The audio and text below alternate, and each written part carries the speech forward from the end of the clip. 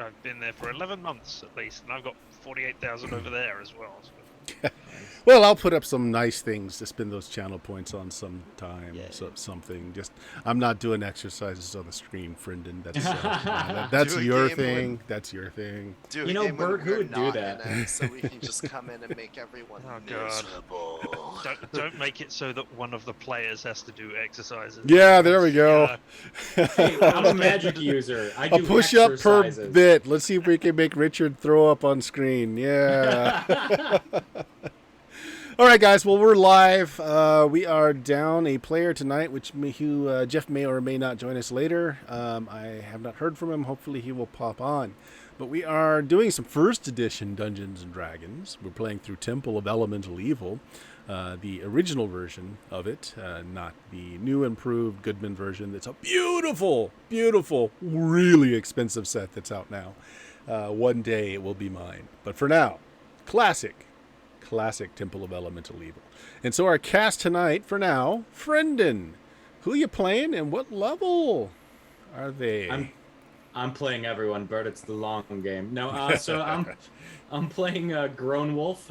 He's a level 8 magic user, a level 3 cleric. Our big store of XP is basically gone for me, though, so that's probably going to slow down. He basically is just me in D&D form, so expect me to be here in some capacity for the remainder of the evening, everyone.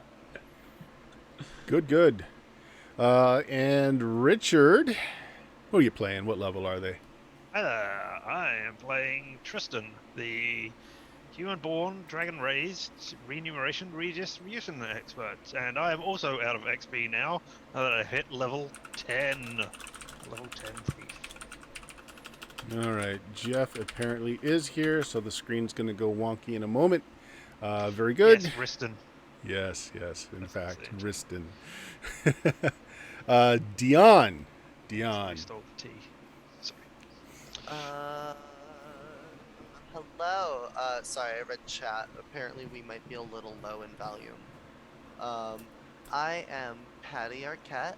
I am a level 5 barbarian, and I am only 30,354 experience points away from level 6. Oh, wait, just no, a you said we got pittance. 625, right? I Yeah. gotta add that. I'll get back to you on the new total later at the end of stream. Just a pittance, just a small pittance. Yeah. Well, let's, hopefully Jeff will jump onto Zoom here in a moment. But, so, last time you guys decided, after scoping out the interior of the temple, that, hey, everything looks intact. There hasn't been any new people in here in a while. Temple, however, seems to have regenerated itself as it was supposed to be broken up and rubbly, and it really wasn't that bad. But instead of exploring further, you decide to take the better part of valor and retreat back to the village of Hamlet, where you're going to have spent a couple of weeks leveling up, paying your tutors, and all that other stuff that you need to do to level. Yeah, so 2 weeks have gone by since then. You guys have rested up. Of course, if anyone was down hit points, that you'll unless you were really far down, you'll be fine at this point. And they do have clerics within the mercenary company that could have healed you up too. So you guys should be good for health. If you had the levels to level up, you've done that. You've done your training here. Things haven't been perfectly normal for you, though, once you've returned to Hamlet. Your garrison's still here. You can stay within the garrison, or you can find an apartment at the end of the Welcome Wench, or various other places in town. Either way, you've had dreams plaguing you recently. And we're going to start with Grown Wolf. Grown Wolf, not so much a dream, but now that you're cognizant that you're part-time, left-handed assassin for a neutral goddess. Okay, it looks like he has jumped in. Let me. Okay, I tell you what, guys. I need for just a moment here to adjust the names on the screen, and if folks could would you mind just doing a recap of what happened last session and what you got away with mostly? All that good loot that allowed you to do leveling. If you could talk about that for just a moment, and I'm going to fix my screens. So the most exciting thing, aside from like the sort of loot that applies to XP and is somewhat more abstract, concretely, I got an elven cloak which allows me to be invisible, which is kind of counter to what I like to do, which is be very visible all the time because for ego purposes. But now Tristan and I can both essentially pretend we're not a part of a battle until it's opportune. So I was pretty stoked about that one.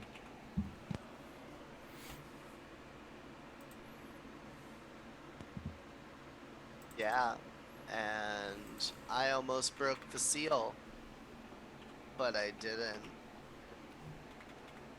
Well, we when we turned away from that door, we did send a goblin crew up that window, and didn't one of us climb it as well? Was that you, Tristan? Indeed, I climbed to the top where that nasty gargoyle bit through the rope, so I fell down to the bottom as quickly as I could.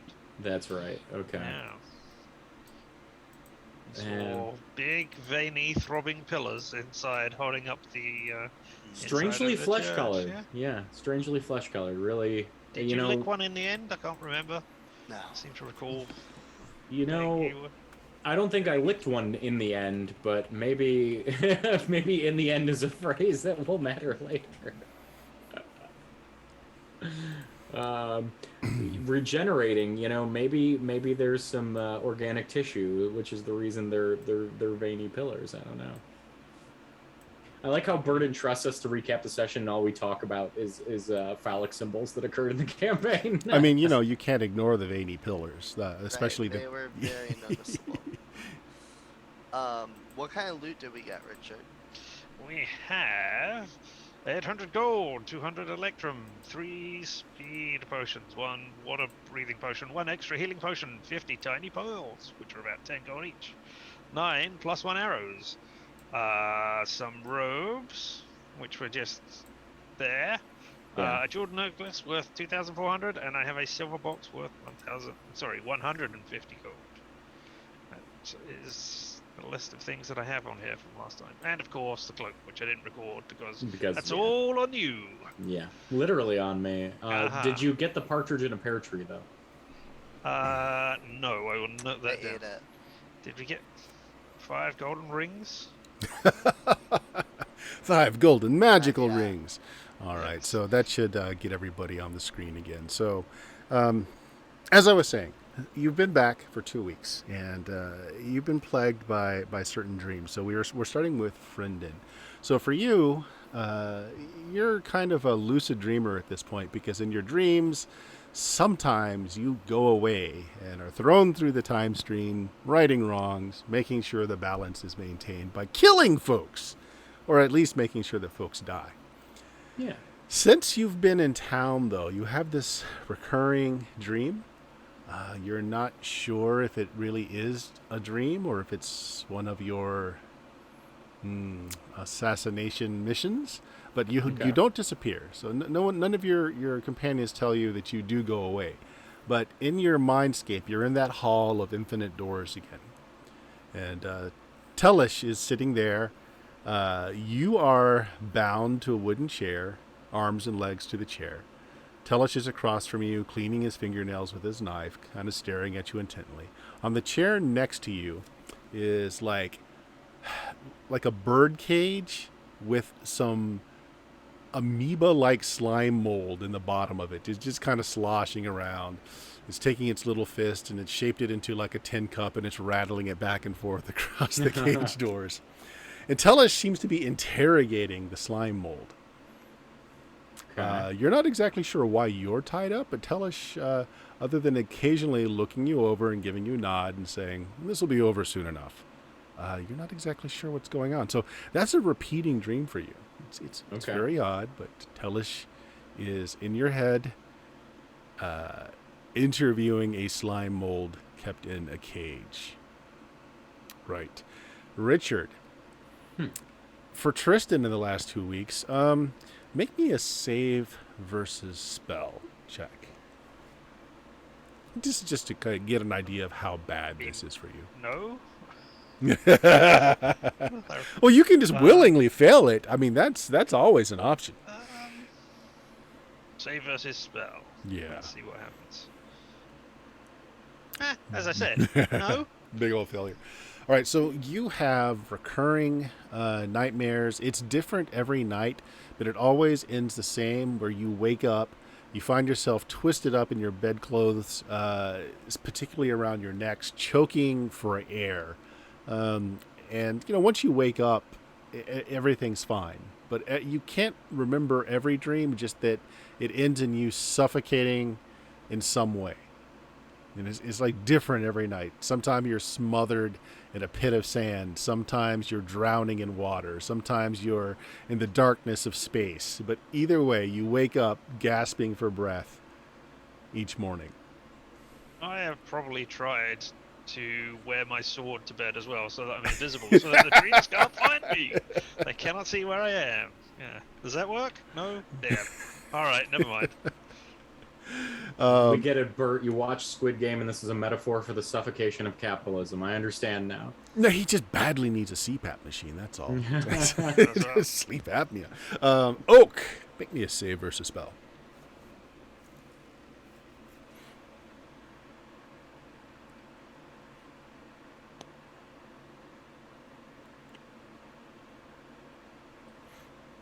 Got that dice going there, Oak.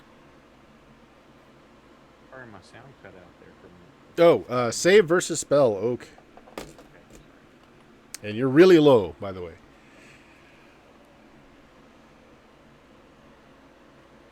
What about now? You will have to talk more. Test, 1, 2, 3. Oh, that's a big fail. Big old fail. You're still a little low. So, Thiber, you have recurring dreams where you wake up, and by this point, 2 weeks later, after you've been here for 2 weeks doing your training, settling into Hamlet again, both your right and left arms, like from the wrist up to the first joint, you wake up each morning just scratching and tearing at your arms like you're trying to remove something or something that's gotten into your arms. You can never fully remember your dreams, that just that something has gotten into the tissues of your arms, and every morning you're just, you're covered in blood. They're scabbed over because this just happens every morning. You've tried covering it with like a bracer or something, and each time in your sleep you've removed it so that you can get down to the skin and just really rake it. You don't know what you're dreaming about, but it must have something to do with something getting into, invading, or growing on your arms. It's a little bit of a mystery. Is spinach involved in any way? It might be. It might be. Yeah, I feel like my arms are swelling up after I eat spinach and stuff. That's it. Yeah. That must be it. Dion. There he is. Dion, why don't you make me a save versus spell? I'm scared. Okay. You should be.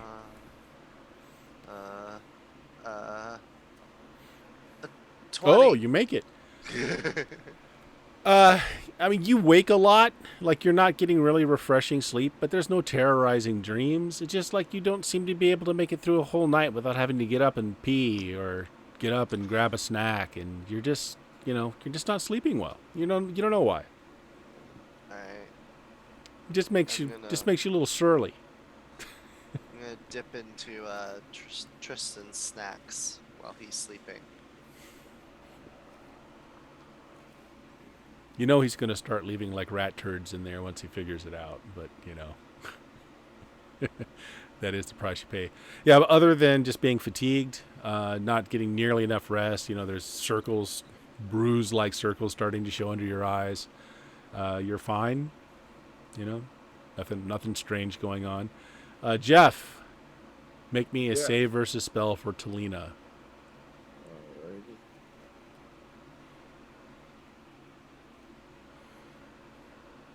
7. That's a failure. Okay. Oh, no. I'm sorry. I was rolling hit points. Oh, I see. Yeah. There we go. Well, that's still a failure with the 6. Okay. All right. Talina, you wake each dream, each nightmare for the last 2 weeks has been different, but it's a common theme. You're being controlled by something that's eating you from the inside out. Like something is inside you, staring out through your eyes. And occasionally, you're able to look down and see that your skin, your exposed skin, is covered with spores and mold, and whatever it is, it's gotten into you and it's puppeting you. It's a little different each time, but the theme is pretty constant with mold spores and the control. Is it any kind of mold spore that I recognize, since I have the recognized plant thing? It's not. It is not. It's something very. Well, actually, it's a dream. So your dream self doesn't recognize it. Maybe your dream self does, but you just don't have that cognizance while you're dreaming. So you're just waking up just with these lingering impressions of mold being everywhere and spores on your skin, and you being controlled by something that's inside of you. Okay. Can't really analyze it while you're in it. So, but so the last 2 weeks have been a little stressful. Because of these dreams, you've been training. Those of you that have leveled, and Jeff, why don't you introduce your character? Did you make a new level? Yes, I did. I'm rolling with Talina, who is a second level fighter, and now she is a she is a fourth level druid. So she's the initiate of the second circle now, I believe. Okay. Like very good. So it's been 2 weeks, but Jeff, what did Talina tell the circle? What was her report? Her report was that the structure is, well, the area is not ruins. It's very badly damaged, but it's not ruins. The structure is intact, and in fact could be repaired, by with some concentration and funds if there was anyone there. Plus, there was actually, it had some type of relief force, some type of protection force that either they were trying to get us away from there, or they were practicing and we came in, we jumped in on them. Mm-hmm. But there was quite a few people there. Okay. Well, we weren't able to take any prisoners, but the visiting Hierophant will spend some time just having you go over your story several times. Just through the next couple of weeks, you're summoned back each time to retell the story. And each time you remember something a little bit differently, or you remember a little something that you didn't remember the previous times. Okay. I want you to make me a wisdom check. My wisdom is 18, and my check is 11. Okay. So what he gets out of the story, though, is that the seal is intact. It still seems to have its warding power, although not all of your party was affected by it. That you were able to enter the building, but it looks like, other than forest animals, you hadn't seen the signs of anyone else entering. So that force, that garrison on the outside, was some sort of protective force, perhaps, because they never tried to enter, and all signs showed that they had been there for a while. So, like, over the course of the 2 weeks, you relate, like, well, yeah, they had a fair number of food stores, and like, oh yeah, they actually had like a small smithy there. Oh, I remember. So it just comes out that garrison force has been there for some time, and they never breached the temple, as far as you were able to tell. So he's a little concerned about that. He's going to go away for a time and consult with some others to see what the next action should be, because the temple have been mostly razed to ground level. Like, the reports were that it was like reduced to rubble, at least that first level, so the tower should not have been attacked, but somehow it has refreshed itself. or someone has come in. But to your mind, none of you saw that it was new construction at all. It looked like old construction. Are you conferring with your friends before or after you talk to the Hierophant the first several times? Like, just to see if there's anything else you want to tell him. Well, yeah, I'm sure on the way back we would compare stories, and because half of us were in one area with the shed and the horses. Mm-hmm. The other half were dealing with searching in the keep. So I'm trying to get as full a report as I can to deliver to them. If the Hierophant and the druids in charge tell me to omit something or don't talk about something, then I won't. But otherwise, I'm free and easy with my companions because we've been in battle together. You've been told that your companions that you visited the temple with, it's fine to speak within your group, but you shouldn't, outside of your group, you shouldn't speak of it, especially within earshot of anyone else. Is there anything that Talina didn't say that anyone else wants to add, since you are communicating with each other? I mean, I guess I'd mentioned that the goggles were alive. Hmm. I think that might be a thing to mention. That's the only thing that I can really think of that was. I'd say that there are ways to get in through the windows. Yeah, she did relate that. Okay. Did we highlight that there's some suspicion there might be some sort of flooding or underwater component to it, given that we found two potions of water breathing, essentially? Yep. Good. That's a good thing to add. Okay. Fiber, is there anything else you can remember that you want to make sure is related? Is anything brought up about the having a sacrificial pit or something in there? Nope. So you make sure that that's related? Yeah, and apparently gargoyles that will animate and cut rope. I'm going to describe the fleshy pillars in exquisite, excruciating detail. And their glistening pink glory. Yes. Perfect. All right. Well, you guys do this. Do the rest of you? Talina won't, because she's been told not to. But do the rest of you guys share this with your company? No one asks where you've been because you've been gone for so long and you don't have any particular work that's been set to you. So unless you volunteer it, no one is really all that interested. The only thing I'm going to ask the company is if they're aware of any large military forces in the area with the kind of training and equipment that those folks that were garrisoned inside had. Those 20-ish people. That is a good question to ask. In fact, they have been having skirmishes with well-trained, fast-moving mercenary companies. Obviously paid men, obviously men who have spent time in the military. They knew spear tactics. They knew how to set ambushes. They knew how to retreat while firing from horseback at the same time. They think they don't have any proof of it, but because they haven't been able to capture anyone who's able to talk, and they haven't worn anyone's emblem. But they believe they are part of the cult that has been kind of unearthed in this area with the moat house that was recently cleared out, and the leader, who was definitely someone who was channeling power from a deity of some sort. Fortunately, he was assassinated before they could get anything out of him. But they believe that this is all connected. I would have a follow-up question for them. I'd ask if they thought that they were trained up to the level of mercenaries, or if these were mercenaries beforehand that had become cultists. Like, if they had any inclination about the order of events. No.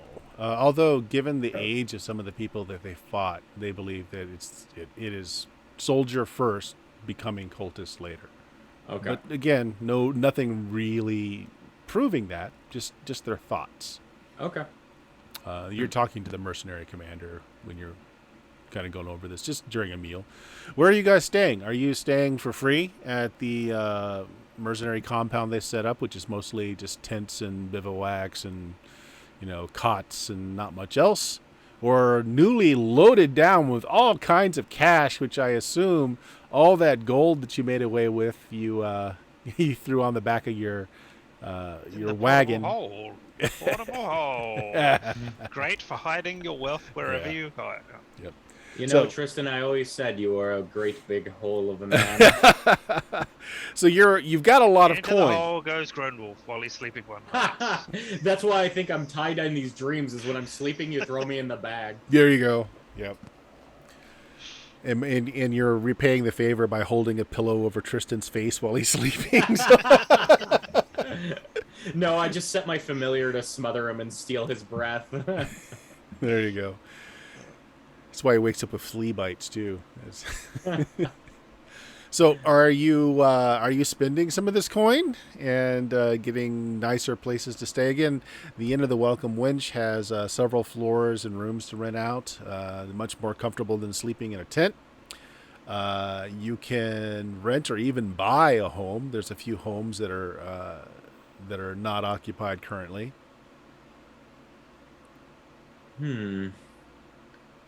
Does anyone else want to buy a home? I love interior decorating. Sometimes I just like to sit and build shelving. It's you'd be surprised how much of a nester I am. Are we going to be here that long? Okay. Yep. I'd be Now, inclined not Talina to is spend waiting money. on word from the Hierophant to return and to see what might further need to be done. So you're just kind of cooling your heels, training. Patty That sort of thing. thinks we should get magic potions of feel good. You know, Well, for Patty, that, I'd you've got to rather- see Dr. Feelgood in temp number 19. He's always got the hookup that you need. Except his name is Phil and his last name is Good. Yeah. It's Dr. Phil Good, yeah. In 19 on this map that I'm looking at says Black Jay's Cottage. Yes. So I don't know. I'd much rather go to 18 just above it, the brewery. The brewery will also sell you liquids that make you feel real good, but Exactly. they don't really do much else. I figured that's what Fatty was talking about to begin with. So I'd take Patty's advice and investigate the potion cellar. All right. Yeah, he's known as an herbalist. He's been supplying various potions to the garrison while they've been here. His house is guarded by three dogs. It's a very grizzled old man named. He goes by Black Jay. Doesn't much like company or strangers, but he likes gold. Hi, Black Jay. I hear you don't like company, but would you like a few new friends? And I hold up a couple gold pieces. Those are the kinds of friends I can get behind. What is it you need? So my friend Patty here, and I point to Patty, was thinking about something what makes Patty feel good, which, I mean, I heal a little, but I'm pretty shit at it, so it's not a bad... We're looking for potions of healing is what we're looking for. Who ain't? Potions of healing now. A little costly. Herbs that make those things are difficult to find. I've got a small amount of store, but I can make you some fresh, too. How many are you looking to acquire? You want the good stuff? Or you want the good stuff? So I think everybody else might want the fresh good stuff, but I actually prefer the stale good stuff. All right, well, yeah, for those, looks you over, 100 gold each. Okay. I turn to Tristan, who clearly is, and Thybor, who are clearly the adults. Now, you want a large batch, I can do a good fresh brewing for you. It'd take about a week.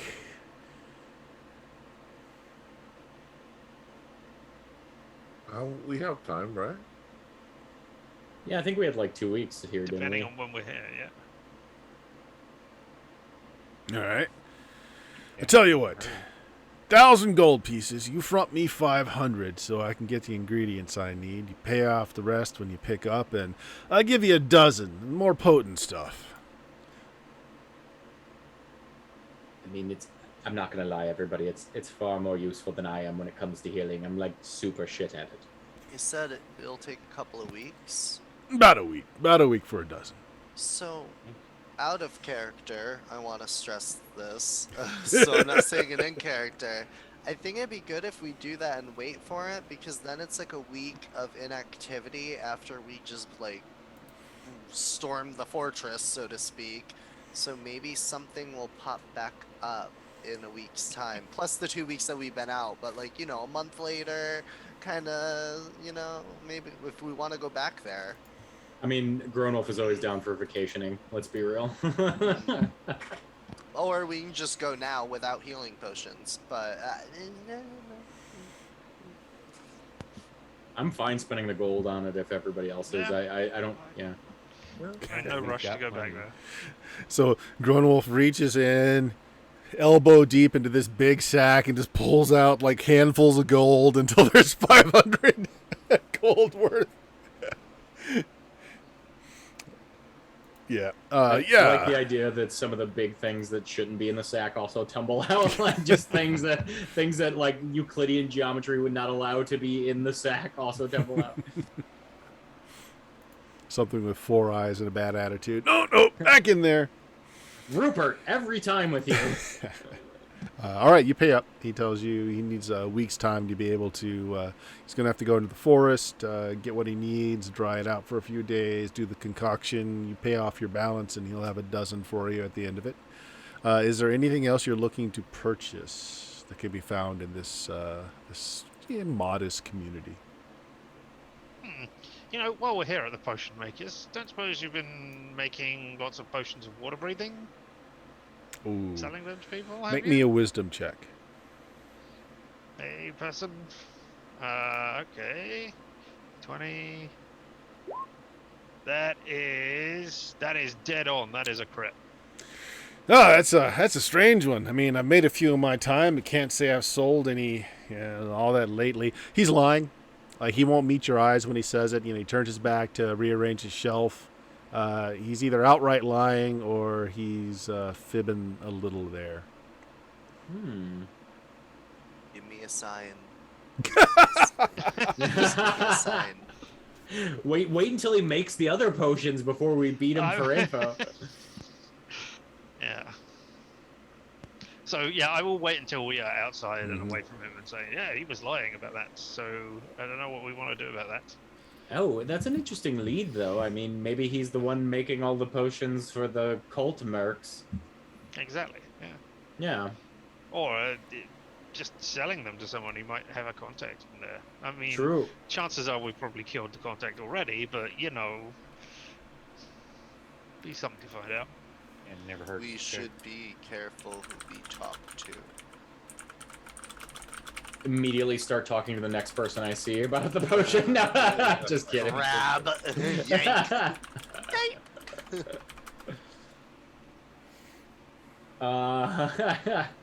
It's a good one, Bert. I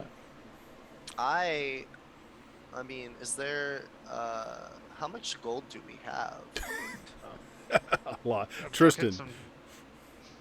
I mean, buckets and buckets of it at the moment. We still have loads and loads from the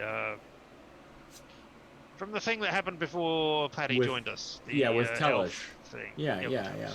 You know, this is the hardest thing to swallow in Dungeons and Dragons, since it's, most of your XP comes from gold. It's just how economy destroying adventuring parties are.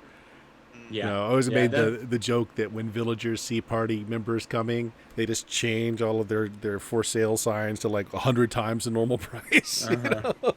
That's always Jen's favorite thing to bring up too, Bert, is like adventurers coming in to destroy the local economy here. Yeah. Suddenly, every peasant farmer sits on a toilet of gold because there's that much of it. With that in mind, I'd like to, while we're in town, also buy a little papoose for the cat, my familiar. Like a little sling. chest mount sling, yeah. All right, good enough. Can we put returning on the greatsword? There are no magic smiths of that caliber in this village. Okay. Yeah, that'll make it real deadly. I just go Once around I throwing it see- everywhere. I There just is want a- you to know, once I see you doing that, I'm gonna want that on my mall. There is a Church of St. Cuthbert here so that you can get some minor clericing done if you would like. If there's any spells in that regard you need cast, there is Canon Terjon is there. Other than that, there's not. There's the spice seller and her daughter that you passed the first time that you came in. That you kind of get the idea deals in some interesting things as well. Wasn't she a gnome? Huh? Wasn't she? Oh, a you're right. gnome? She was in Nolb. She was in Yeah. Nolb. You are correct.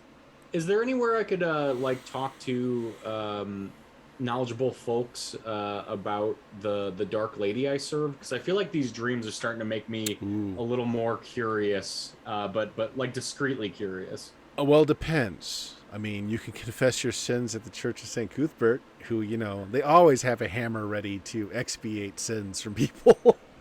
It's a gamble, is what I'm saying. But, you never know.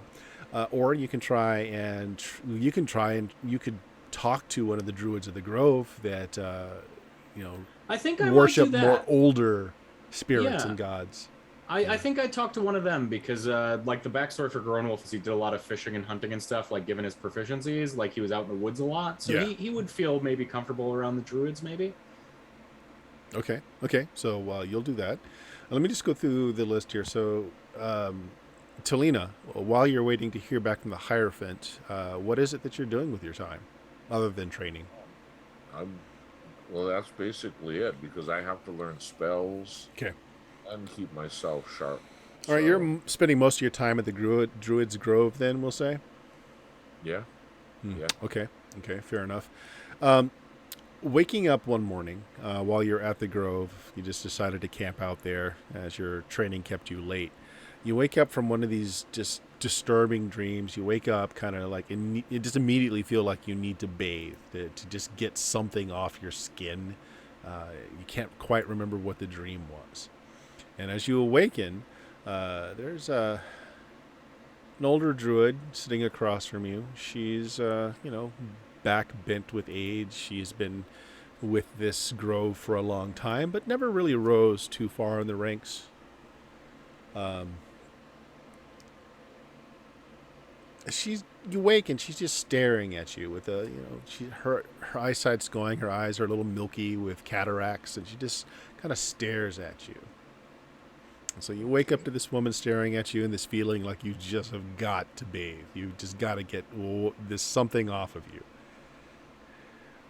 Well, if I see her, I cover myself up and the two young druids I'm with. She throws a handful of bones scattered out from her pouch, and she reads over them, picks them up, scatters them again.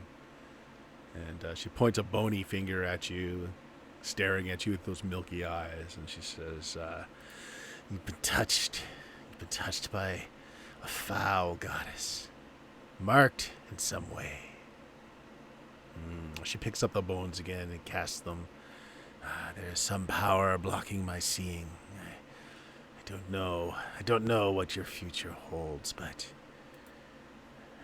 bathing won't get rid of the mark.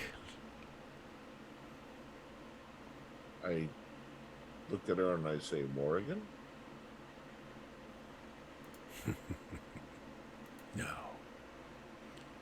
No, something Morrigan? Something more foul.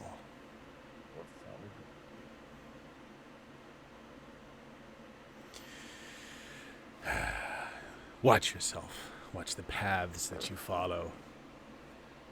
She's trying to think of anybody she touched, and she doesn't remember touching anybody. Right? Yeah, and Morrigan being the god, she's a druidic goddess of war and slaying. That's about as evil as she knows as far as gods. Mm-hmm. Yeah, it's a puzzle. The old seer just doesn't have more. She said something's blocking her power to see. Thyber, what are you doing other than training? So Talina's staying mostly in the Grove. Where are you staying, Thyber? And what else are you doing? Training and drinking. Training and drinking. Who are you drinking with? The people at the end or the soldiers at the camp? Both.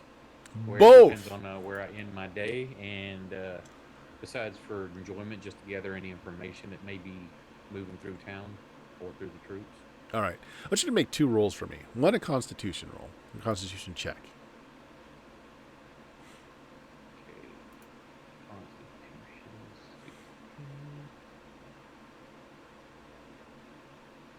16. Okay. Pass. And now a save versus poison. Yay.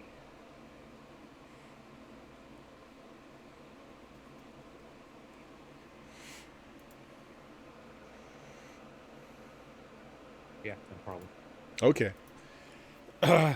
You late in the week, you wake up and just off the soldiers' camp, at where more ruckus drinking happens. You met up with a group of soldiers that came into town. They were looking for a little bit of sport, and you stayed up most of the night drinking, dicing, and throwing axes with them. You wake up and your head is pounding. You feel sick to your stomach. Some of those other soldiers that you met the night before are in a similar condition. Some of them are getting sick, vomiting into the river, where one of them, his name is Hugh, you think, starts rummaging through his pack and starts making accusations at his comrades. Someone's stolen his pouch. And it gets rather heated until the person he's yelling at reaches down and discovers his pouch is missing as well. And this goes around, and easily half the soldiers that you spent all night drinking and dicing with and gambling with are missing some money, missing pouches. Thyber, you look down, and your purse string, one of them had been slit neatly, but they didn't get it all the way off. It's just kind of dangling by one thong of leather there. It's still intact. Yeah, one of you cut purses didn't finish the job, and I hold it up. Right.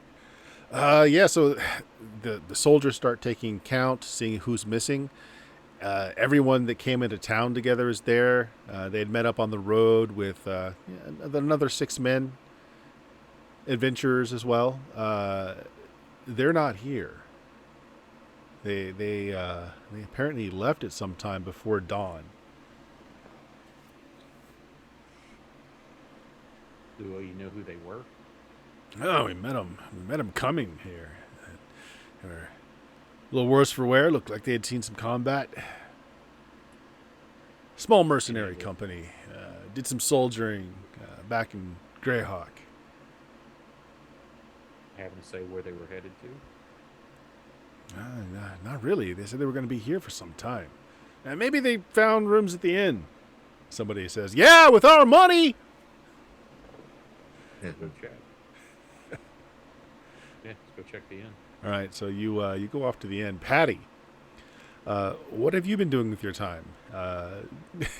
Was this the town with the church that needed the Yeah. carpentry work? Yep. I'm still helping out there. You've been helping out with the volunteering my carpentry. time. Okay. Yeah, I wanna, keep my craft, sharp in my mind. I don't get to do this often, and it's given me time to help out the locals and be friendly and get to know people. And I want to try and be friendly with the church people. Mm-hmm. In a way, not religiously, but like before, where they were trying to convert me. I'm just like, oh, cool, yeah, great. But is there anybody that I'm like that is particularly fond of me in my time there that talks to me? Yeah, Brother Calmert. He's had a career as working with wood, working with stone, part mason, part woodsmith. He's a brother of Saint Cuthbert, dedicated to that god as well. But he seems to be pretty just lackadaisical about it. He never really tries to convert you, and he's fun. He's fun to hang around with. He always whistles. He's got a good singing voice too. So you've been spending some time with him. Now, go ahead. Yeah, go ahead. No, you go ahead. Oh, I was gonna ask him like after a while when we're like closer, when no one's around, just be like, hey, have you ever heard of like a cult around here? Well, there are many cults around here, brother. But like a bad one. Well, there are many bad cults around here, brother. Uh, What do you know? He's just gonna listen and just Well, learn. depending on who you ask, I mean, the Scarlet Brotherhood is a cult of sorts. You've got that half demon demigod Ayus is in the area. I mean, he has a cult following as well. Take your pick. There's evil rampant upon the land, my son. That is why Maybe the light and the hammer of St. Cuthbert is so needed during these times. maybe a lesser cult or less known cult with no identifying factors. That seems oddly specific. I have an oddly specific thing I'm looking for. All right, so you're doing this as you're working on the wood, you're sanding it down and sculpting it a bit. It's like, well, tell me a bit more. I mean, I know quite a bit about some cults, and occasionally I'll have members will come in and wish to shrive their sins and tell me of the evils they've done, and I send them upon the way with the blessings of St. Cuthbert. What are you interested in? Just worried about whispers of people around the area of strange activities and wanting to keep the peace, doing the good work. Well, there's all the highwaymen about causing all kinds of disruption in the trade on the roads. But other than that, I understand that people are talking about a cult massing in the area, looking for their trapped god or goddess of some sort. I mean, there's rumors, words What's here and that? More about that, yeah. That sounds similar to what I've been hearing. there. He whistles What a have you bit, heard? ponders on it, and says, "Oh, I've been detailing some bits and pieces, rumors here and there. Let me consult my scrolls, and I'll get back to you." And as he's saying that, a strong, sturdy-looking man comes in. He's got these haunted-looking eyes. It looks like he hasn't slept in a while. He's actually looking quite like how you feel. He's got the deep, recessed eyes with just the darkening circles starting to come up. And Brother Calmert tells you, just a moment. And he goes over. He's in conversation with this man for a bit. He takes him away into, like the Catholic confession booth sort of things. Something like that, but not nearly as formal. And they go off and talk for a while. A good hour. And the man leaves. Your friend, Brother Calmert, comes out a little bit later. He looks a little shaken. He looks a little pale. He comes over What's and says, wrong? "Patty, I feel like I'm going to need take the rest of the day off. I've got I have to ponder upon some news that was given to me. I'll consult those scrolls, and news? we'll talk tomorrow. We need to What finish that happened? arc beam." The young man was in need of confession to unburden his soul. I gave him the peace of St. Cuthbert, bid him on his way, but some of the acts that this man has done, the evil that he's caused, just requires some pondering. Could you share with me? No, I- that would I- be I would be keep it a just secret. it's two men may keep a secret if the other one stabs it. However that goes, I wouldn't stab you. I'd bash your brains in. I don't like stabbing. very true, Patty. pointy. But let me ponder what I've been told. Let me speak to Canon Terjan as well. If he allows me to speak a bit of it, Patty, of course I'll share with you. But I need to go.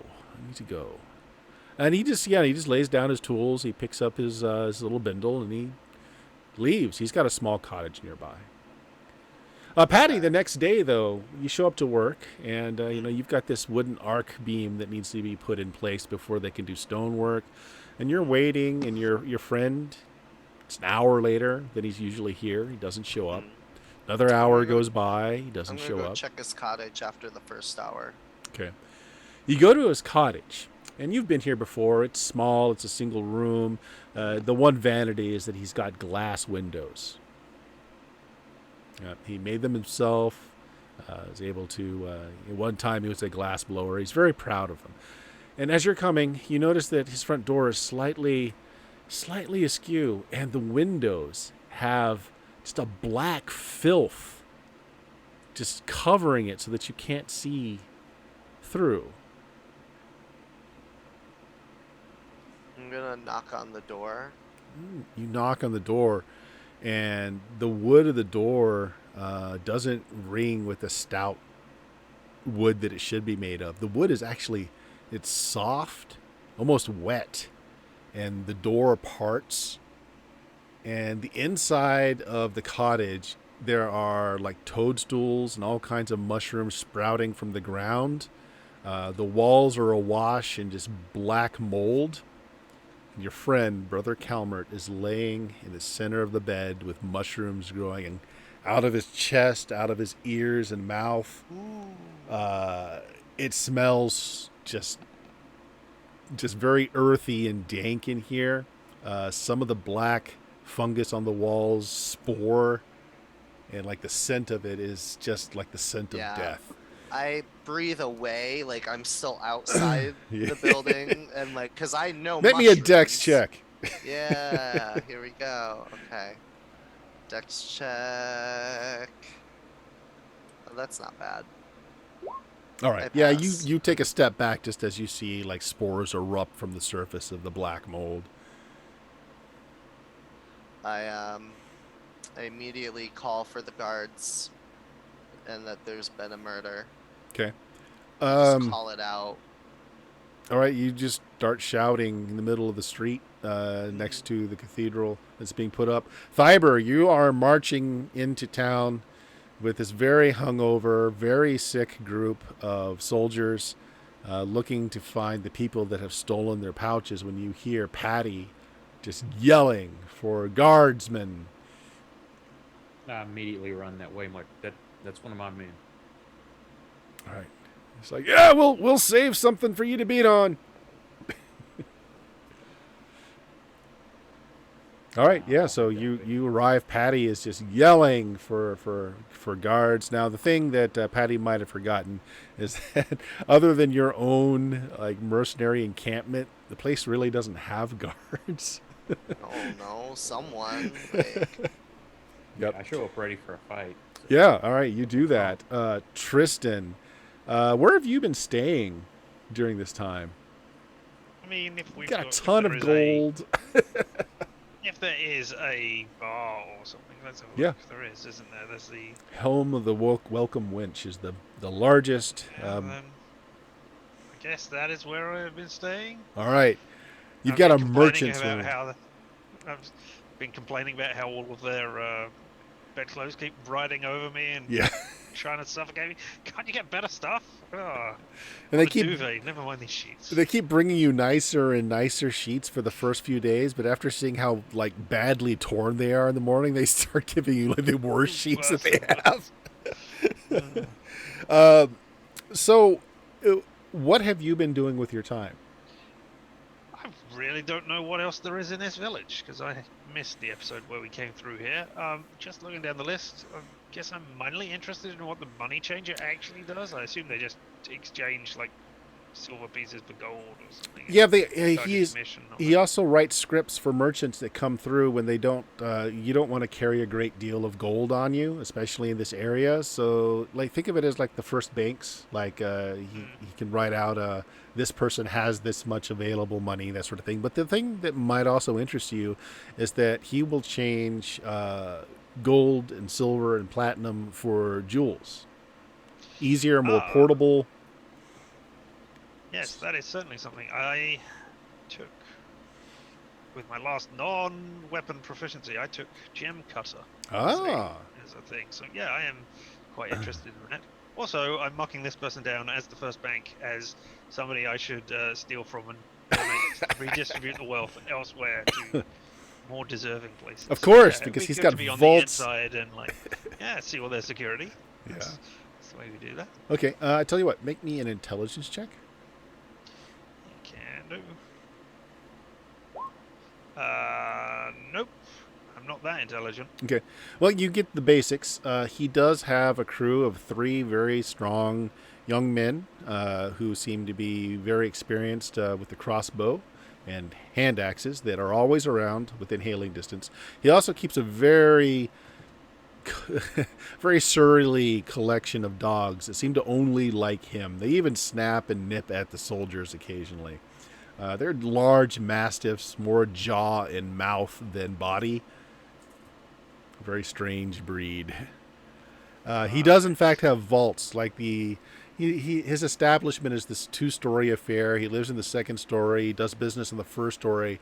But you can tell by you've had some dealing with him, right? So you know that there is a vault beneath, like at least one level down, that is made of stone. It has a very intricate door to it that you have on occasion seen him come up from. Other than that, you don't scope out much else.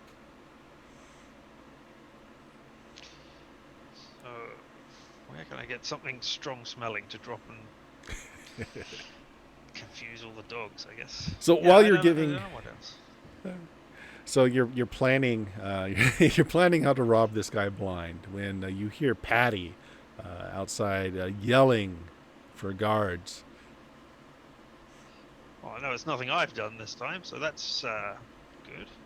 So I will slowly make my way over there, I guess, see what's going on. Okay, Grown Wolf, you have gone to the Druid's Grove to consult with some of their learned men. Right. So what do you want to ask? So, this is where Grown Wolf growing up in the wilderness kind of is a detriment to him. He kind of sheepishly admits he doesn't know much about religion.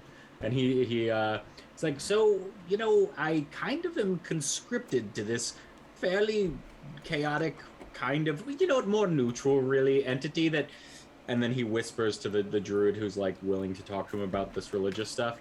Has me murdering people potentially in, like, the future and the past to keep a balance of sorts. Very, very nature needs a balance. I thought you might have some opinions on that. I don't know what I got myself into. Make me a charisma check. Okay. I don't think I'm charismatic. Let's see. He wants to know what you've been drinking. Yeah. So that is 7 over. Okay, you gonna accept that, or you want to I'm use? gonna try a reroll. Okay. I'm gonna try a reroll. That is 5 over. Okay.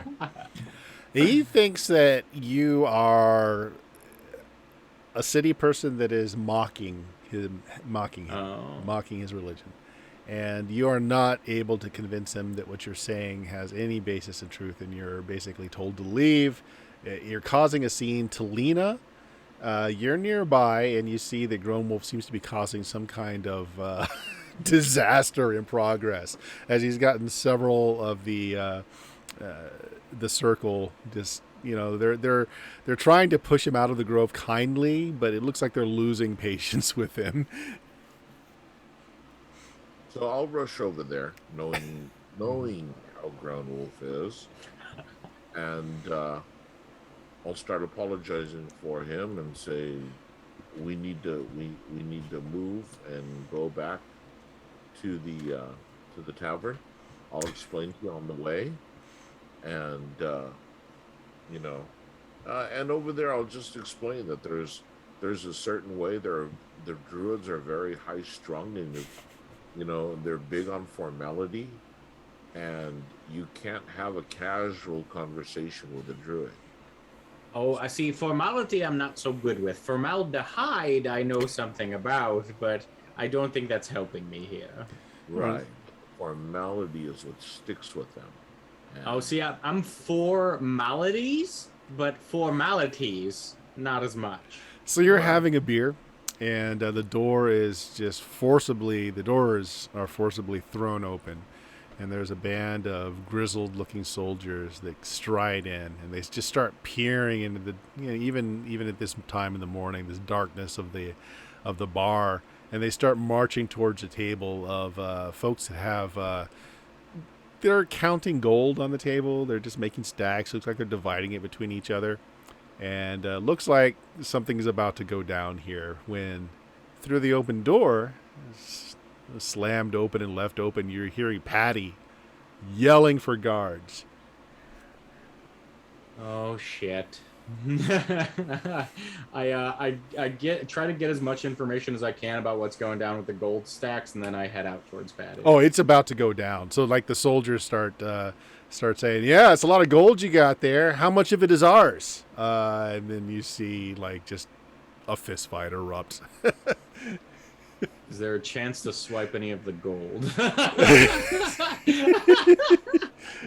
I can go invisible, Bert. You want to stay back and try? Well, sort of. Remember, your cloak is Sort of best used indoors, I'm not as outdoors. good. Yeah. Yeah. Remember, whatever falls on the ground, that's where you have Tensor's floating disc. Yeah. Tinser's gold vacuum. That's right.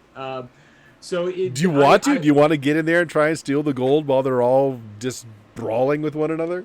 I personally want to. I believe that Grownwolf would go try to help his friend, as much as it pains me to say. Okay.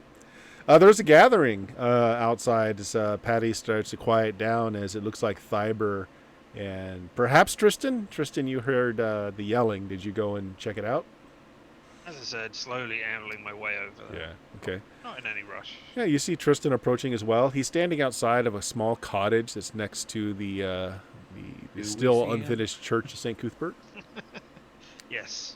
Yeah, do we see You do Tristan? see me. I am generally visible. See, what you don't know is Tristan often walks around in the nude, invisible, just because he likes the feel of the freedom in the air. Yeah. Did your tea taste bad? Well, I'm there. Invisible. All right, so Patty is standing outside of this. The door of the shack is open. There's a disgusting smell coming out from inside. The windows are all blacked over. I have a paper bag. What the hell happened here? I point. I go, don't go inside. Spores. Yeah, you guys can see like the toadstools and the mushrooms growing out of the soggy wood in the ground, and definitely out of the corpse of a brother of St. Cuthbert laying on the bed. Just erupting out of his eye sockets and out of his mouth. Talina, you have a flashback, a very vivid flashback to one of your nightmares when something similar was happening to you, where spores were erupting from your eyes, your mouth, your ears. Do I recognize the type of mushrooms, fungus? Yes, you do, in fact. Toadstools, but mixed in there are funguses that... so Bert is not a myconologist, doesn't know the name of them, but types of fungus that typically grow where things have died. Like where you've got dead matter, once living matter. And on the fantasy side of things, do these funguses later animate the corpse? Is it like that yellow? No, not that you're aware of, but most of them are poisonous. Patty was right to step out because the black mold spores can make someone violently ill. Maybe not dead, but violently ill. So I warn everybody, don't go in there, and we have to wait for the authorities or someone, because basically it looks like we're gonna have to torch this house and get the area clear, and don't go in there and What would cause this? poke around. I have no idea. Yeah, typically this stuff grows out of dead bodies, like long dead, decayed bodies. It makes no sense, because these are the types of growths that you would find subterranean areas with dead matter, dead animals or bodies. But to happen overnight, you said, Patty, you saw him yesterday? Yeah, I was working with him yesterday, and a man confessed to him, and he was very disturbed by the confession. Apparently it was very dark and evil, and he took the rest of the day off and went to his home, and he's dead. Tlina, Patty, we have 1 day rapid generation. We have things which typically are subterranean, and I open my cloak, and I have the vials still from the Underdark, where we picked up some of like the samples from things from the Underdark, including that red stuff, which I can't quite recall what it was. Does any of this look like the things that I have? Yeah, some of it does. Yes, Okay. particularly the red fungus that glows a little bit. Yeah, yeah. Yep. Fiber, you unconsciously start scratching at your left arm. And I look at Thybor and I'm like, I see him scratching, and I say, "Ring a bell," and I shake a vial of the red stuff. Gives me the heebie-jeebies. Me too. So do you guys remember what the red stuff was? I'm Wasn't betting it like? Frinden did. Yeah, it doesn't it make people like mindless zombies that attack, kind of? Yeah, the red tide. So it was taking over the water and Right. yeah. Yeah, because we got on that ship, which ended up with the dragon turtle thing, right? Mhm. The big. Okay. Yeah. I say to Talina, like, we came across this before. It's definitely unsafe, but we have handled it. Would you mind if I took a chance to get some samples just in case they're handy later? Well, I know you can handle yourself amongst this, but still, I think we should get the druids to take a look at this, and maybe they know something more we don't. I look at Patty real quick, and I said, "Could you can you recognize that man if you saw him again, real quick?" He was just cloaked in red, right? No, he looked like any other soldier that you've seen in town. Although he wasn't one from the company. He But he was wasn't a wearing anyone's soldier. tabard. Yeah, he just looked like Yeah. very haggard, and again, he looked like he hadn't slept well. I explained all Okay. that. Maybe if we can locate him, he could explain something. But the immediate problem is this these spores, them spreading beyond this boundary. So we should keep this area clear, get the druids here, and So as you're talking, this gonna do so. this person kind of catches the tail end of what you're explaining, Talina, and so this is Valden the Wainwright. He's also the headman of the village. He's just kind of like he's elected to just kind of lead the councils, but his word isn't law, but he has a lot of sway in this town. So he's coming up and he catches the last part of what you said. It's like, "That'll save you the time. Druids will tell you to burn it down. That's the only thing that's going to take care of spores like that." Oh, my God. He looks over at Patty. "Did you find him, son?" And who? That poor acolyte of St. Cuthbert in there. Were you the first one to open the door? Yeah. I went to check on him when he was an hour late for work. I was concerned. He was very upset last night. Well, we need to find the canon, the brother that's heading up this Church of St. Cuthbert, and get him to bless the shack, but we're going to have to burn it. That's the only thing that's going to take care of all of that. That How rot. close is this room to your nearest large water source? Well, let us see. So 20 is the church that's going up. Give me a second here. Where are you, number 20 on the map? Top there. left. Yep. So right there. So it's the cottage on the grounds there. So it's not that close to a water source. Okay. It's like about right there, just off to the side. What about like the well on the property? I'm just trying to make sure it doesn't spread. Like there's no well. There's no well out front here. There is Okay. a cistern and a well inside the St. Cuthbert's temple. I asked this gentleman, like, do we know like who this acolyte interacted with last? If he had a routine? I'm just trying to make sure nobody else is like red with envy right now. I don't know. He looks over at you, Patty. He said you saw him last. I'm sorry, what was the question? You saw him last? Yeah, he left work in the middle of the afternoon. I finished up the rest of the day. He took the rest of the day off after some confession. So you don't know where he went? He went home. He went home. All right. Mm, So it looks like he died there overnight. I would assume. Well- He didn't show up for work in the morning. He looks over at Talina. How bad are those spores? They're going to kill folks or just make folks sick? Oh, they will kill you. And my main focus is the fact that they appeared overnight. They don't appear overnight. That's why my suggestion still stands to have the druids take a good look at this and investigate this, because it's obviously beyond our means, beyond mine anyway. Well, you do that, and I'm going to go and get the canon of the church here, just next door. Hopefully they won't kill each other. So we have two options: cannon and fire. Cannon fire.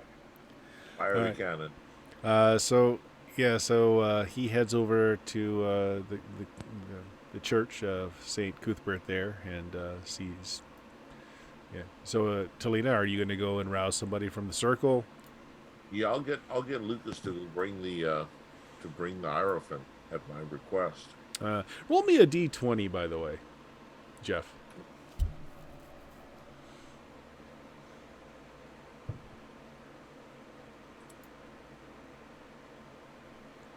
He's getting better with the singing. He's still not great. But, over the last couple of weeks, he's been getting a lot of time in front of the fireplace at the welcome wench. His voice still cracks, and he still plays wrong notes now and then. But, when people are really drunk, they don't seem to mind him. Hey, you know what else is good about first edition is that the relationship between druids, bards, and rangers are very close. Yep. So we probably have a few bards trained around here somewhere. Yep. None in this particular village, but you are correct. Yeah, if you ever read the Gord Greyhawk novels, you know that there is actually a society that work with druids, but yeah, you probably don't know that. Gotcha. Those books. Right. All right, so shortly, the canon of St. Cuthbert's Church comes out, and, he's going to cast a spell as soon as he sees what's going on, and he walks right into the room. Okay. What he cast? Does he say, "Don't worry, I'm casting protection from mushrooms" or something? No, he doesn't say anything to anybody. He just casts a spell. He beseeches his god, and he walks in. And he kneels in front of his departed brother and starts just. He doesn't even cover his arm. He just starts pushing all the mushrooms off, cleaning off the body, and the body is completely. It's like he's been laying out in a very humid forest for weeks. Like the body is just, the abdomen is full of gases which release when the cannon touches it. There's an awful stench that comes from that. It's just a moist, powdery air comes out of the last bit of air that was in this brother's lungs. The cannon doesn't seem to mind and just continues to clean off the body. He unwraps a pure white cloth and just starts wrapping, what's left of the body in this cloth. See that the whole time he's not said a word to any of you guys.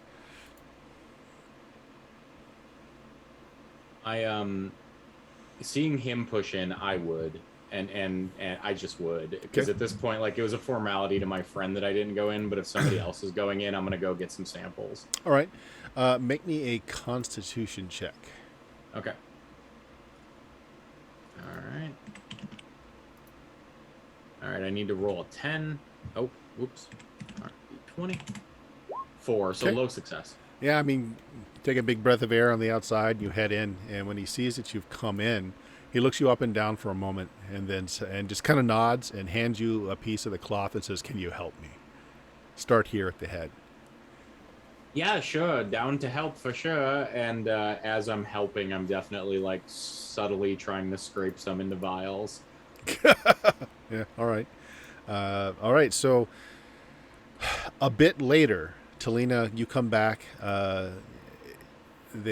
Two of the brothers from the circle come out. You kind of get them to move quickly, and they see what's going on inside, and they start going. One goes clockwise, one goes counterclockwise around the house, and they too are casting something.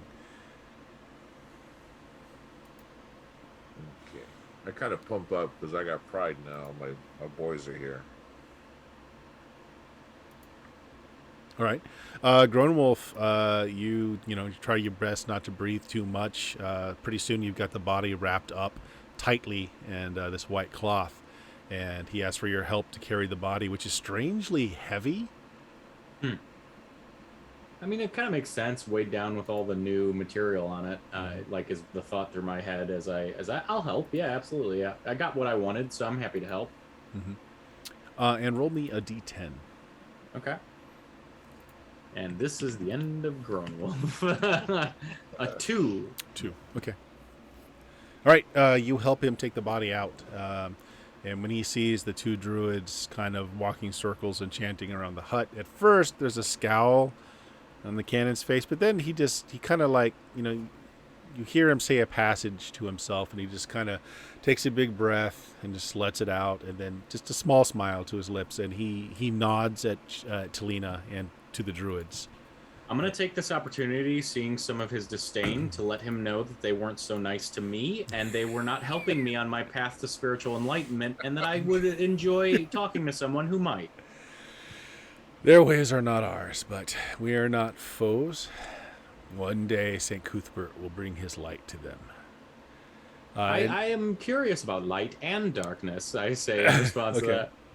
Well, help me bring my brother here to the temple. He must be cleansed and consecrated. Something has taken root in not just his body, but I fear his soul as well. He needs to be consecrated and cleansed. And he yells out to Talina, so he won't shout it, but loudly to Talina. He says, if you and your brothers could cleanse the house, I would much appreciate it.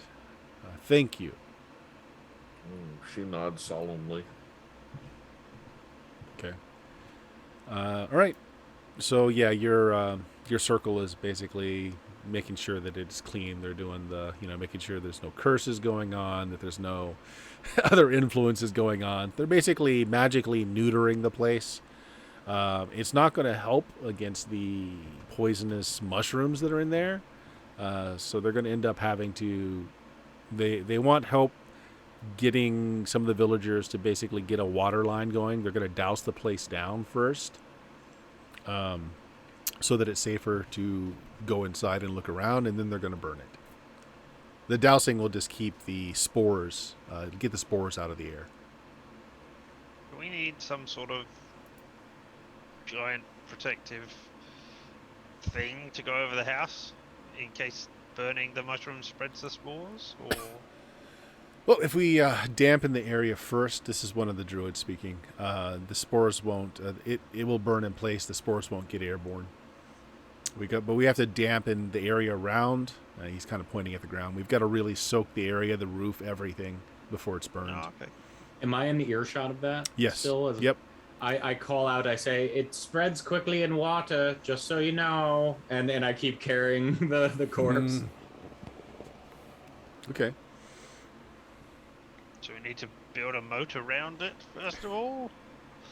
Or some sort of break? I don't know. Can any of you summon any villagers that might be able to help? We need to contain it. I cast Summon Villager. Ha! That's You're called the villager, casting I gold in front of died. people. Fiber, what are you doing during all of Summon this? goblin villagers. Yeah, we got 7 goblins.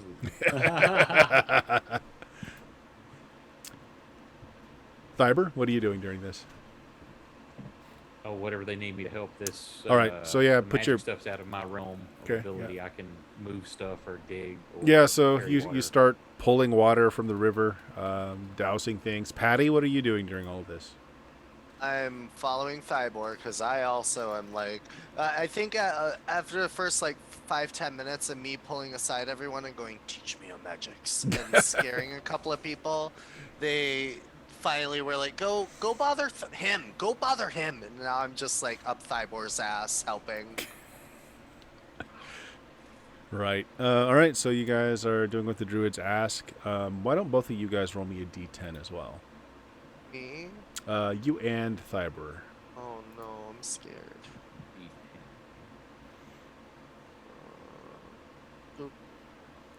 That's a 2 for me. 10 for me.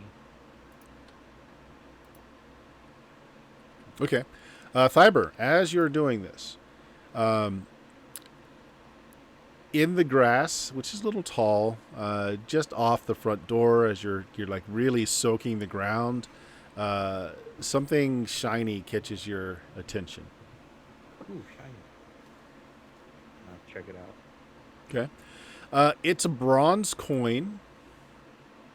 With one side has been the coin itself has been defaced, and it has been scoured or etched with what's your intelligence? 10. With some symbol. You don't know what the symbol is. So it's a defaced coin. Maybe something related. Hey, Grown Wolf, do you know what this is? Yep. And I take it to him. Also, the coin is made of bronze, which nobody in the area uses bronze as a coin base. And the coin stamping is not something you're familiar with at all. Grown Wolf has gone to the St. Cuthbert's Chapel. Okay. Didn't we have a coin that had a demon on one side? No, I did. Okay, never mind. Yep. Say, I'll carry it to. I'll keep it with me until I can find somebody of magical nature nearby to ask. All right. So, over the course of the next couple hours, the place is doused, and then basically a bonfire is built in the middle of the cottage so that it burns. Burns everything inside. Eventually, the whole thing catches fire. The water around it keeps everything from spreading. This has brought a lot of the crowd out to watch to see what's going on. You guys seem to have been the first one here, so a lot of people are saying, so what's going on? Druids just starting to burn down houses now? I Plague. think there was a 6. What's that? I think there was a sickness. They're just trying to keep it under control. All right. So that's what you're... Okay. Oh, okay. I mean, are you sure? I mean, this cottage belongs to the church. I mean, I hear there's some bad blood between them. Oh, no, it's nothing between the factions. All right. You sure? Because, I think maybe it is. Thiber, you get the idea that this is somebody that likes to gossip and likes to start shit. Yeah. Well, considering the canon and the druids were here talking earlier, I would assume it's not. Oh, all right. And you hear him repeating a story, and it's not what you just said. It's like, yeah, I think the druids got it out for the Cuthbert guys. Yeah, this is one of their huts, and that guy over there points at you. Yeah, that orc over there, part orc, whatever the heck he is. Yeah, he said that they had fighting words earlier. Can I hear him? Yeah, you could hear him. So how much larger am I than this dude? Oh, quite a bit. As he's talking to them, I'm just going to kind of walk up as quietly as I can and just stand right behind him, but as close as possible, and just glare down at him until he turns around and kind of notices I'm there. Yeah, so he does that. He's just like, and then it's like, oh yeah, this guy said that. Next time you lie with my name in your mouth, I'll cut your head off. I'm not gonna have to roll that. That seemed pretty intimidation and pretty straightforward. So, well, yeah. So he's like, I might have misrepresented you slightly, sir. I won't do it again today. Good. It will be the last time you do. All right. Yeah. So he kind of. And then I'll smile at the other people who were talking to. I'm like, have a good day. Yeah. He kind of slinks off. But you do kind of hear the rumor mill starting that there's something going on between the Cuthberites and the Druids. Anyway, inside the church, the body is brought to their font. He starts praying over the brother, and there's really nothing else for you to do at this point, Grown Wolf, but you're in there. He's in silent prayer for a while. And you do feel the power of divinity as he starts casting again. And after a bit, he asks for your help to take the body down and they have a catacomb that's just under construction, but there's a niche there that he's able to put the body in. Okay. I asked him if he's confident that whatever consecration he did will keep, and the wrapping will keep the spore from becoming a problem in these catacombs. Yes, it will. It's cleansed them of anything that can cause a problem, but the body may need to be examined later, so we need to keep it. Did you find anything at the scene? The only thing I found was evidence that some of this spore-like material was encountered by my own party in the Underdark not long ago. Oh, he looks fascinated at that. And he asked you to tell your story. Mm-hmm. Okay, so that'll be a while as you're relating the story. Outside, fires burn down. Villagers are just going to go off and get back to work and drink. What are the rest of you guys doing? So your job is done. The hut has been burned to the ground. Looks like the water kept so it kept the spores from going further and got it all burned up. I'll be trying to go find Grown Wolf and let him know that, hey, one, it's finished burning, and two, to show him the point I found. Okay. Patty, Still following. after everything has burned to the ground, you notice that there is a glob of his prized windows, the windows that he was so proud of that he made himself. There's a little glob of melted glass that's cooled in the water that they use to put out the fire. I take it. Okay. Glob of glass. Yeah, just got a glob of glass. Yeah, I take it. Why not? I'm not putting that down on our inventory sheet. Is it pretty colors because of the It fire? is. It is. Yeah. Yeah, and it was colored glass to begin with, so, yep. It's all kinds of Yeah. interesting things. 10 million platinum. No. Okay, Thyber, you go in the middle of Grown Wolf, giving exposition as he as he talks about your Underdark happenings and talks about the Red Tide, how it was affecting the people in the Underdark. Also, you guys were told that it was spreading, that it was moving from the underground rivers, and it would follow the rivers into eventually the outer world. Oh, I'd forgotten that Yeah. wrinkle. Yeah. I'm Not glad saying the Grown things are Wolf- tied, but you've definitely seen this spore, this red fungus before. I'm trying to Yeah, let's remember. talk. Go ahead. No, say when he gets to a point of kind of catching a breath in the story, Mm-hmm. I'm like, hey, it's done, and I found this nearby too, and I just kind of flipped the coin at. Okay. What's your intelligence, Grown Wolf? 16. 16. The symbol is a simple one. It's used in alchemy and potion brewing quite often. It is the symbol for elemental earth. Okay. And it has been the symbol's been scored, desecrating this coin. Make me an intelligence check. Okay.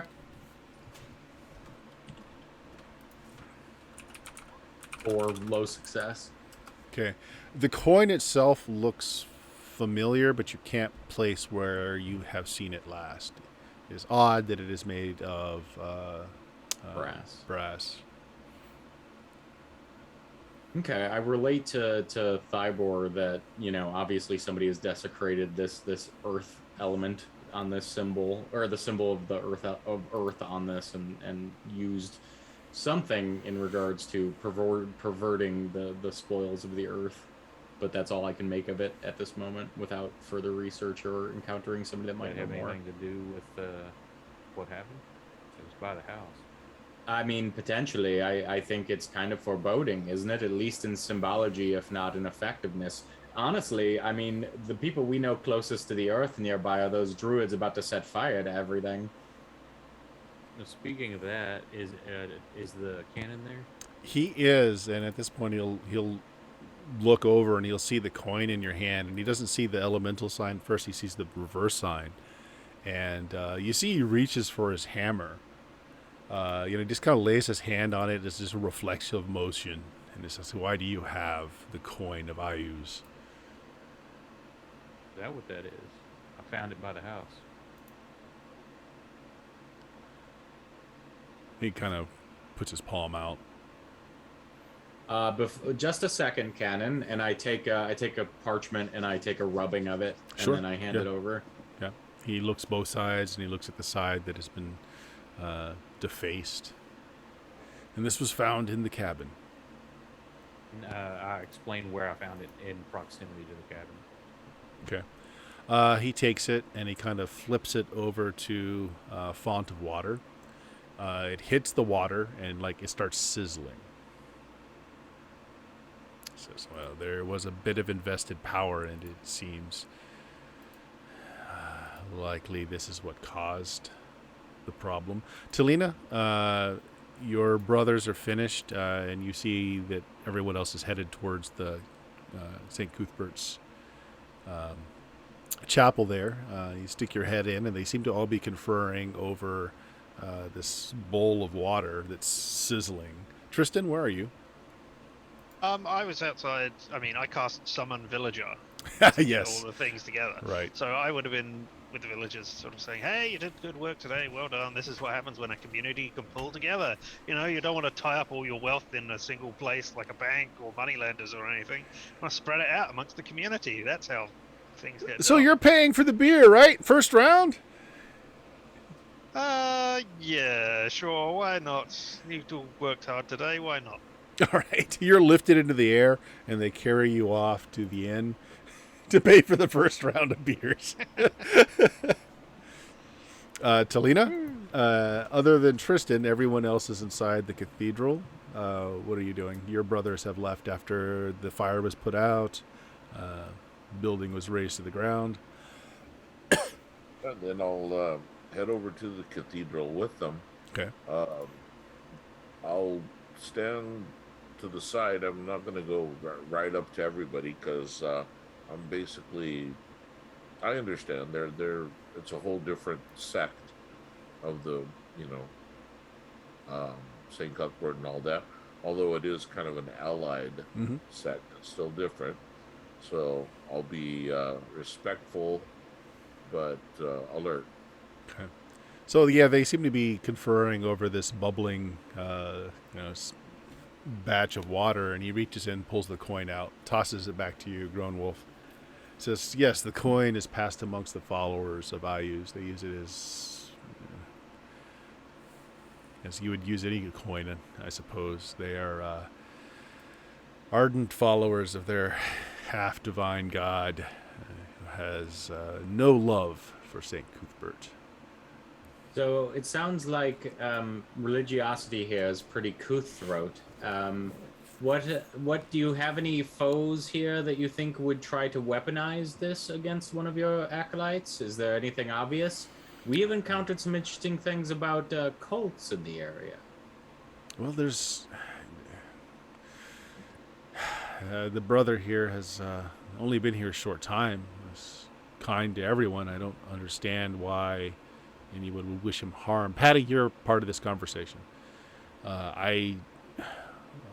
Why anyone would wish Calmer to die, and in this way, he wasn't a sacrifice to anything. There was no taint in that way. A man confessed to him A man? yesterday. When? Who apparently did, I tell him around the time, like midday or whatever, and describe him briefly, and I'm just like, he apparently, I mean, the brother was very disturbed afterwards, very disturbed. They took the day off. Apparently he spoke, he didn't go into detail, he had the code, obviously, to not share, but he stated that the deeds that were confessed to him were in fact very evil, and he had to pray on it. Could you identify this man if you saw him again? Make me a wisdom check, Patty. Not wise.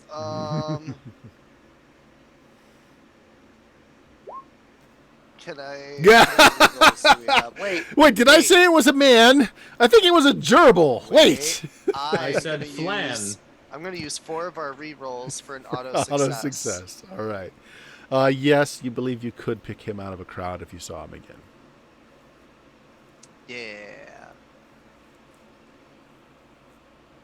Okay. Does the dude sound familiar? Does it sound like the troublemaker? No, not at all. This was from what Patty is describing. It's like any number of soldiers that are passing through this way, looking for work or have recently mustered out of an army of one sort or another. Yeah, nothing. After he says that, I'll let them know. So you also have a troublemaker in your town trying to pit the druids and you against each other and explain what went down and who was saying it. Jarvis the Potter. Yes. He's a wicked man that revels in discord. I'll have a speaking with him. Thank you. Thank you for your help. Grown Wolf, is it? Thank you for your helping with the brother. If you feel ill later, come back and I'll take care of that. I did hint earlier that I had some questions on faith, and I might like to talk to you or somebody that's open to just edifying someone of religiosity generally as well. Well, sounds like a conversation best had over beer. It's a bit early yet, but I believe for remembrance to our departed brother here, over a frothy mug is in the taking. Please, all of you, join me. Yeah, and you go to the bar where Tristan has already paid out good gold for the first round. Everybody's drinking. They are quickly cleaning up bloodstains on the floor and up into tables from a brawl that happened an hour or so ago. I'm gonna. Those guys still here? Hi, my friends. Yes. The soldiers that you woke up with that were also sick are nursing beers and several wounds, but it looks like they got their money back. So you found your lost items. Bunch of thieves. No money to their name, thought they'd take ours. We ran them out of town. Like the rats they were. Everybody raises a mug. The whole, like, everyone around who doesn't even know what's going on are like, yeah, what he said. Just drink.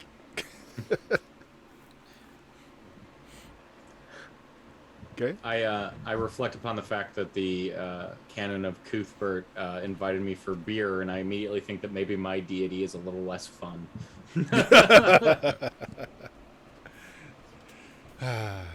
All right. So do you spill your issue over the table while you all are drinking? And at this point, all of you are there. You're all kind of invited into this.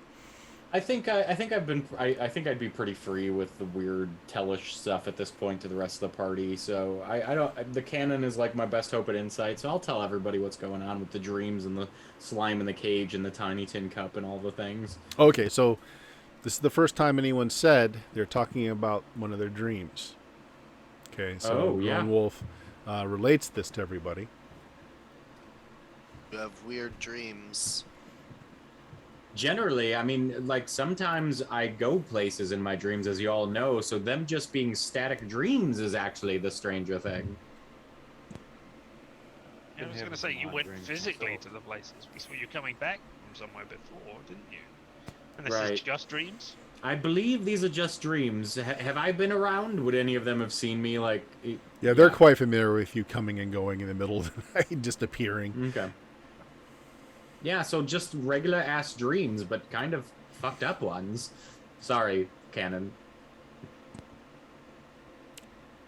We're a collection of soldiers dedicated to the hammer of St. Cuthbert. Swearing is perfectly fine. Okay, good. See, this is how little I know. I'm a woods boy. I grew up in the woods. I don't know much. If you will allow, I will see if there is any harm being done to you. Ooh, I wouldn't mind that, I think. I say, and I agree to it, basically. Okay. I explained the dreams I've been having, too. Okay. All right. So this is the first time. Mentioned bad dreams. All right. I think let's all kind of lay it out, you know. Yeah. And really, you too? Me too? What? Maybe you need to check to see if all of us are under some harm. Would that be okay? He says, well, under the circumstances, it seems like it is necessary. He looks over at Patty. And yourself? You've mentioned no dreams. I do not have these weird dreams. Okay, he nods. Right, so he takes out a small copper coin. He asks each of you to hold out your hand, and it's got the blazon of St. Cuthbert on it. Lays one in each of your hands, and he starts chanting a spell. I attack. No, I'm kidding. Oh, the jig is up! Show me your magics. Talina, what is your alignment? My alignment, I believe I'm neutral, but let me double check. I have to. Yep, true neutral. Okay. Fiber, what's your alignment? Neutral evil. Okay. Patty, what's your alignment? Chaotic neutral. I love this party. Tristan, what's your alignment? Yeah, on the chaotic neutral train too. Grown Wolf, what's your alignment? And then roll me 3 d20s. My alignment is fun. No, it's chaotic neutral. Wow. Our 3d20. You are the evil that parents tell their children about. I got a 1, a 7, and 11 for a Okay. total of 19. All right. So he looks at Grown Wolf. Actually, he's like, he kind of pushes his chair back from the bar a little bit as he's viewing Thiber and Tristan and Patty. And it's like, oh. Kind of expected what Talina was giving off, being a druid and all. He looks over at Grown Wolf and he tells you, well, you definitely have the mark of more than one deity upon you, but nothing that has affected your soul. You're still your own man. Well, I mean, that's good because for a while I was kind of like a man and a half. The rest of you, however, are also touched by a power. Are you servants of a deity? Nope. Oh. He looks at Talina at the same time and says, I don't believe it is the same power that your circle worships. Are you other than they are? No, not that I've known. I've never felt it. However, the dreams have given me rise to question things. Okay. So as you're having this discussion, he asks for you to tell your story. When did the dreams start? What happened right before the dreams? What were you doing? Here's the question: do you speak about the temple or not? Because Talina was told not to speak about it to anyone, but that doesn't hold for the rest of you. Yeah, I won't say anything about that. I don't say nothing. I don't. Would it even? Something would cross my mind at all that would be even related. Okay. That's just like a job. So I think I definitely am catching that maybe the thing we have in common is that we all went to that one place that recently affected us. And I'm a little torn because I see nobody else speaking up, but I want to.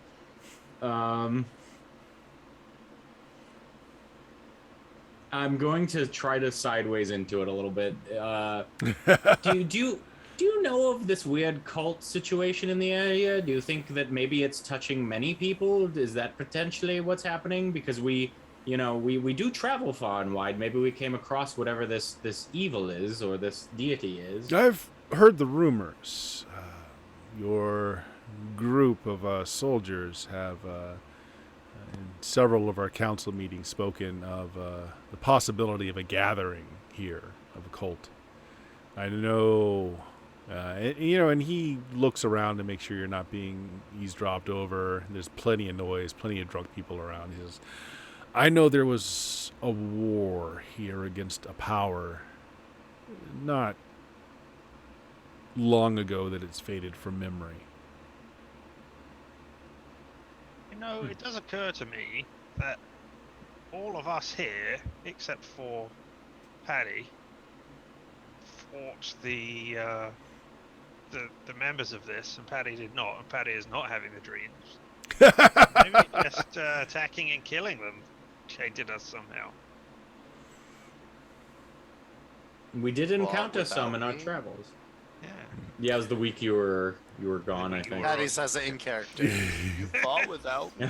He's all Sorry, sad. Patty. So while you are kind of lightly coming in on this topic, speaking of it in the terms of rumors that you've heard, the Hierophant stands in the doorway, and the bar goes completely silent as he catches eyes here and there. He's got a very disapproving look on his face. The man just radiates power, and right now it's also radiating anger. Everyone just becomes very quiet. He walks over to your table, stares everyone down, including St. Cuthbert, and reaches behind him and pulls a beer off of the bar, downs it, slams it down, and says, "It's not as bad as I thought it would be. A round for the house!" Then everybody goes back to drinking. Woo, more. Hmm. Come He over here. I said nothing. I In fairness, we haven't given that away. We've done a pretty good job, I think. were to trust anyone in this town outside of the Grove, and he looks over at the cannon and says, "It would be this man. I don't approve of the topic in discussion, but if you had to speak to someone, he's not a bad choice. And I believe the time has come to bring him into our council." So yeah, he gets around to beers again, pays up for the rest of the bar, and just begins talking. Talina, he speaks to you first, but encompasses everyone, including the canon, to say that while the wards are intact, the power that was imprisoned is able to reach past those wards. It may not physically be able to leave, but is in contact somehow with others and is seeking to remove itself from its prison. The influence is subtle, but we believe that Ayuz and his nation have something to do with this as well. The men that were garrisoned there were his. The fact that they simply did not destroy the seals and release that which is inside has us wondering if their agreement is not completely amicable. It could be that Ayuz is waiting for a better bargain to release that which is inside. Do you know what it is that's inside? Rumors, some information from the time of the war remains. The elemental powers that were corrupted there and let loose, and why we originally destroyed the tower, were falsehoods. The deity imprisoned there found it easier to manipulate the cults in the area by using the elemental powers. I mean, this is dovetailing nicely. The canon here was able to tell us that we had the taint of a deity upon us. Do you think it's this said same ancient foe that is, residing there? Okay. He reaches out to Talina and says, "Your hand?" and I extended to him. As I extended, I said, "But the elements aren't evil." As I said, they were used as a front, a way for the cults to gather. So as you do this, make me a save versus spell.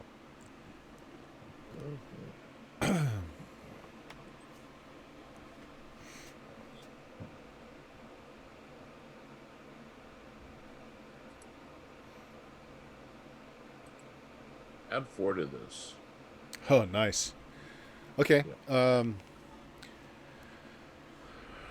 Okay, so the Hierophant pulls back after a little while and says, "Yes, you are touched by the evil within that temple. It is subtly guiding your actions. Have you And this he looks at the rest of the people at the table. Has she made any decisions that have been out of character recently? Any changes in her habits? I mean, we've only recently met, so I don't And know. we all, the strangest thing that we seem to share is largely like bad dreams does seem to be happening. So that's a change of habit for her. All of you? All of us, I think, except for maybe Patty over there. Mm. Yeah. Cuthbert shakes his head. No, I was not. I was not involved in their party. He says, "Well, the power within the temple has been able to breach the seals enough to make repairs to the temple and to reach out to infect certain people. I think in time the dreams would lead you back to the temple and to destroy the seals in time."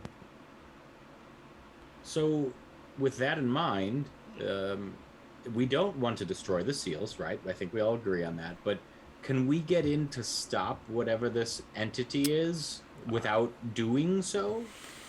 And that's why I have arrived.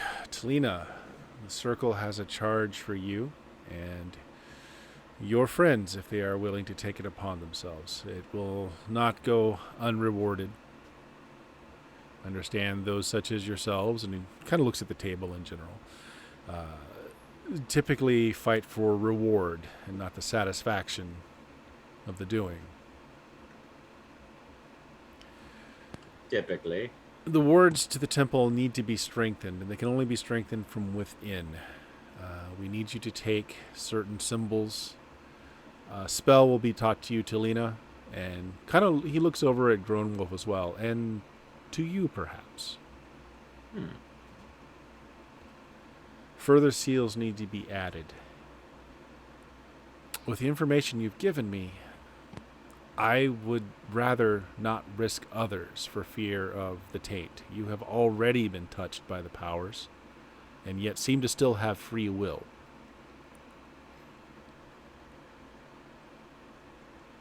I've not been touched by anything. Ah, my large, muscly friend, but you have. Look at those arms. Can I touch that? Oh, Now, yes. he has touched his Flex. taint, even if the taint hasn't touched him. Yes. Will you take this charge? Aye. I look to Thybor because I think he's the most like what is my actual benefit minded here, and I say, will we take this charge? Sounds like we're gonna be ending up tampering with some seals we don't want to otherwise. Depends on what kind of treasure and money's involved. So you are the leader of this group? Sometimes, depending on the situation, everybody kind of looks to me, but I've never considered myself a leader. But Well, except certain situations where my looks and background fit it. gold has persuasive properties, and certainly we could provide gold. But I think Always good. something more might be in the offing here. Talina, Thybor, Groanwolf, Tristan, Patty, would you be interested in a fiefdom? Land. I mean, yeah, shit, yeah. I say. Is that Yeah, one that means each we're kinda or stuck one between us? Taking care of it. Isn't it? To share and divide the land as you wish. There are resources there. mean, And what land is this? To the east, it is in troubled lands, but we have the deed free and clear. The local monarchs will respect the giving of the land. It will require some taming, but there are serfs there, there are resources there, there is a town there.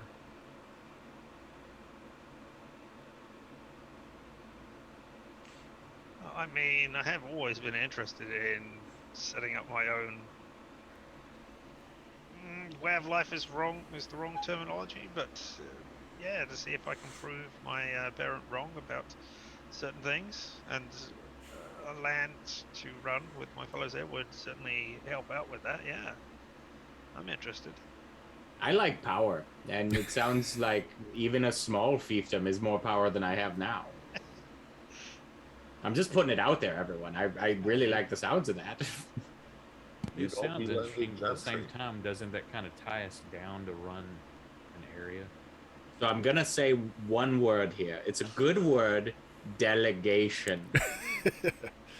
Do with the land as you will. If you wish to rule it yourselves, if you wish to install a ruler that simply tithes to you, if you wish to sell the land, it would be yours for the division. And at that point, I'm like, okay, yeah, I'm interested then. Sell it. Land's expensive, so. Yeah. He reaches into his pouch and takes out several parchments as well as a signet ring. And he hands them to the canon of St. Cuthbert and says, he will hold these for you until you return. Is that acceptable? The canon just kind of looks kind of like, what? It's like, I mean, why aren't you holding them? But I mean, yes. a neutral party, we say. And my business will take me elsewhere shortly, later this night.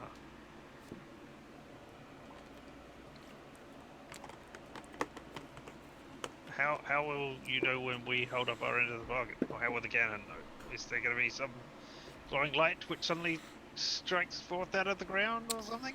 If you make it out, Talina will report. Or perhaps if she doesn't make it out, you can report back to the canon here. Right, but we might be tainted and just report back, yeah, it's going fine. And I trust he would know. Okay, good. Yeah. Good. And the canon kind of pauses for a moment, takes a sip of his beer, and says, I'm willing to do this. I'm pretty busy in my sleep a lot of the time, unfortunately. So when I do get a chance to really sleep, it's important that it's sound. So I'd like to end these dreams, y'all. That is the second gift in doing this. You will be released by performing the second sealing ritual. What influence the deity has upon you will be removed. If it's not, over time, you will become its tool.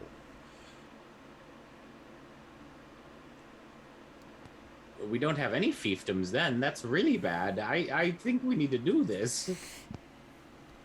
Rather not be at all. I'm nobody's servant. Yeah. You cut a hard bargain, what with our not being in service of a deity as mind slaves and all, so I think we are aligning on this. Yeah, let's do it. Okay, so he looks at you, Talina. Do you accept from the council this charge? You feel the weight of power put behind this. I do. Okay. And I can never pronounce this right, but you have just been geshed, right. It's a Gaelic word. It's isn't it like chaos or something like that, or Gaish. Geish. Yeah. So Well, we'll be gashing about this for ages if we get it done. Yep. But it's just Talina that's laid on. So he stands, finishes off his mug of beer, reaches into his pouch again, and throws some gemstones on the table and says, buy another round. Eat, drink. Be merry for the time you have. That isn't ominous at all. Ah, Again, jealous that everybody else's deity seems way cooler than mine. you gotta go places. You've got travel. You see exotic places. Far off distant times. You know, I'd rather have beer and gemstones than an iPhone, though. Yeah, you got an iPhone out of it. Come on. How about no, never mind. It was a dumb joke. We'll pass. Can we All check right. out the deed? So that will lead you nicely back into exploring the temple. Telenia at least has to go. The rest of you can go. Do we have to go now? No. Or we're not. We're just compelled to do it Yep. at some point in the future. Yeah. All right, fine. But with the impending like just knowledge that... Telena is compelled. The rest of you aren't. Just Telena is compelled. So she may be feeling antsy if you take too long. But Bye, Talina. No.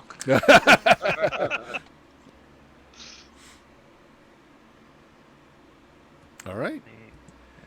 I'd So- like to ask if there's any sense of like how long before we're like slaves in service of this thing, like because there is kind of a time frame for us too, I guess. So after the Hierophant leaves and you continue to discuss with the canon, he basically says none of you are tainted to the effect that it's changing who you are yet. But over time, you'll start making choices that are not in keeping with your character. And they will build slowly at first, then quickly.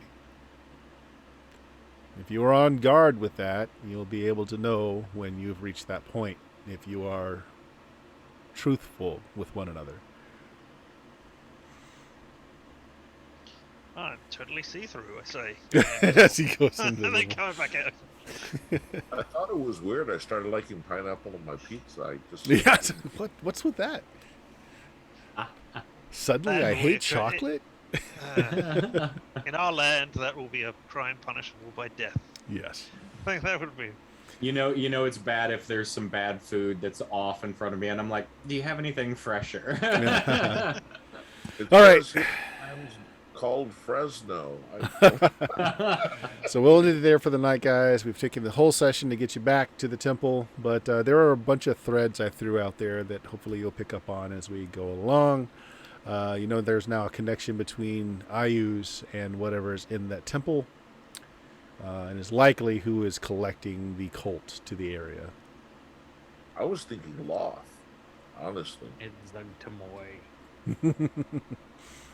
You looked ahead of the module, Loke. No, it's too classic. I know about that. And the mushrooms. Yeah. Yep. Well, I use his mother, Igglewig. Igglewig. or something. Yeah. Yeah, she. Yep. So, the module was originally published. Gary didn't finish it. He started it and was finished by other people, but it was supposed to be Loth to begin with as the deity that's trapped inside. But it changed. It changed. But yeah, we'll end it there, guys. Dion, what do you got going on this week? I've been streaming more often because my work is let up on my hours, thankfully. So I'm trying to beat Arc the Lead 2 within the next week or two. Hopefully, fingers crossed, probably not. But otherwise, you can find me doing D&D with all my super cool, awesome friends like Bert here on Tuesdays, Fridays, and sometimes Sundays. And you can catch me over on Fulsham Arts channel through the end of October, doing Happiest Apocalypse on Earth on Saturday nights. And in about 2 weeks, not this coming Monday, but the next Monday, I'll be on Featherfall doing Rime of the Frost Maiden. Okay. Richard, what do you got going on? Well, again, it's the spooky season, so this is the time to remember all the warnings you were told as a child. Do not sell your body parts to the Fae. I know that everybody here has done that at least once. I'm certain of it. Remember, the Tooth Fairy is just a gateway to selling other body parts to the Fae for material rewards. So watch out for that. And if you need more warnings like that, well, why not come and watch me play video games incredibly badly here on Twitch at LMTDETMFFR, or say it with me now. Limited time Limited offer. time offer. No vowels. No vowels. Thank you. Vowels no, offer time limited. Oak, That what do you as got well. going on? Did you say me? Yep. Well, you can catch me here Tuesdays with these fine folks, and then Fridays and Saturdays starting at midnight Central. I'll play some 5e homebrew stuff. Though I hope you didn't watch it last Saturday because it was boring as shit. No one was into it, even me. That's what I got going on. Nice. And Friendin. Hi, I'm Friendin, available wherever Friendins are sold. I draw tabletop art on Twitch most days. Tomorrow I'm off. That said, I actually do have one thing to promote for a change aside from drawing shit. A Kickstarter that I'm a part of, King Tut's Rootin' Tootin' RPG Extravaganza and Westernware by Planet X Games, got funded in 13 minutes. And is actually like a really cool project I'm proud of with Gentendo, who also was in this game, is doing the layout. I'm doing the art. Check that out. It's pretty cool. I'm pretty proud of it, which is the only reason I'm indulging in talking about it. Can you throw the link in the chat? I can. Because I'll do I that. didn't know that came out today. Yeah, absolutely. What's the genre? It is system agnostic, Weird West. And so, like, some of the things Bert has worked on recently may just dovetail nicely into it, I'll say. Yes, indeed. And while that's happening, Jeff, tell us all about your stuff. I've thrown drive-through link on screen for all the nice things that Jeff has created on drive-through RPG. I'm expectantly waiting for Dicey Tales to finish at the layout stage, and I'm actually starting to consider, because I've sold quite a few, and I don't know why, but all of a sudden, Legends of Steel has actually sold pretty good. So I'm thinking maybe doing a Dicey Tales version of Legends of Steel, giving it another revamp and upping it a little bit more. Very 'cause nice. It's sword and sorcery is still pulp, so Yeah. Yep. That was a veiled reference to the fact that I'm doing the layout on it right now. yeah. And it is coming along. It should be ready for this last pass in just a day or two. Yeah, I'm not sure what we're doing with that, if you're just going to put it up or if you're going to do a Kickstarter for it, but we will keep everyone informed.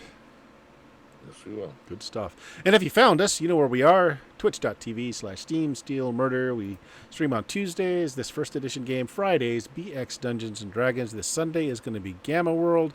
And we're going to do Eye Hunt on Sunday, the 31st for Halloween. Should be a lot of fun.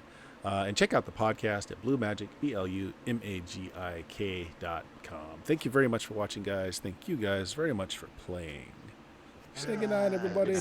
Good night, Night, everybody. everybody. Good night, everybody.